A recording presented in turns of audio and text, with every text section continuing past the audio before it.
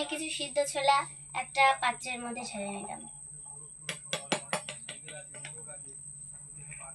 তারপর একটা লঙ্কা নিয়ে নিলাম, লঙ্কাটা কুচাবো। এবার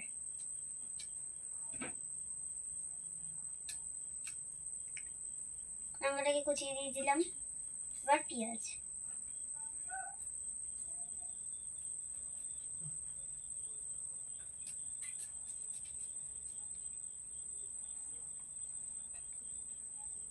পেঁয়াজ কুচিয়ে দিয়ে দিলাম। তারপরে দেবো একটা সিক্রেট মশলা,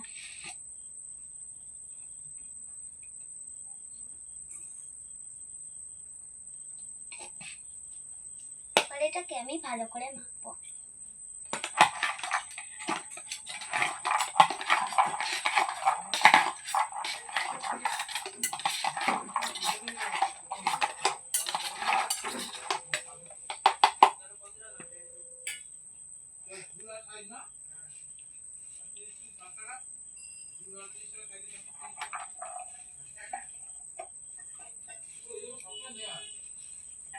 হেভি।